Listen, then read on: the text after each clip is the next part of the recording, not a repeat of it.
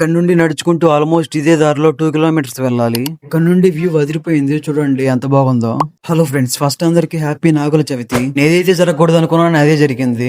Matter ఏంటంటే నేను మా ఊరి చివరున్న టెంపుల్ కి వెళ్తున్నాను. వర్షం పడకూడదు అనుకున్నా, పడుతుంది. ఆల్మోస్ట్ ఒక వైపు మొత్తం తడిచిపోయింది. ఇంకా చేసేదేం లేక తడుచుకుంటూ వెళ్తున్నా. కవర్ లోనే మొత్తం కూడా తడిచాయి. ఇంకా ఫైనల్ గా టెంపుల్ దగ్గరికి వచ్చాను. ఒక చెట్టు కింద నించున్నా. ఫుల్ వర్షం పడతా ఉంది. వర్షాలు ఎక్కువ పడుతుండేసరికేమో ఇంకా బాయిలోకి కూడా ఎక్కువ వాటర్ వచ్చేసి నీళ్ళు కూడా చాలా వచ్చాయి. చాలా మంది వచ్చి పూజ చేసి వెళ్ళిపోయినట్టున్నారు. ప్రెసెంట్ అయితే ఎవరు లేరు. ఇంకొంచెం సేపు ఆగి వర్షం తగ్గింది. ఇంకా వెంటనే వచ్చేసాను. దండం పెట్టుకుని ఇంకా ప్రదక్షిణాలు తిరుగుతున్నాను.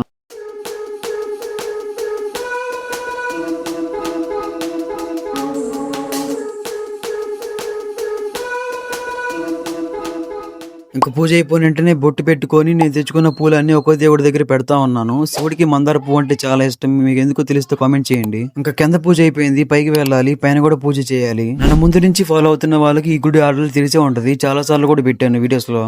ఇంకా లోపల పూజ చేసి బయటకు వచ్చి టెంకాయ కొట్టుకుని దండం పెట్టుకుంటున్నాను. వీడియో ఏం తీయలేదు, మర్చిపోయాను.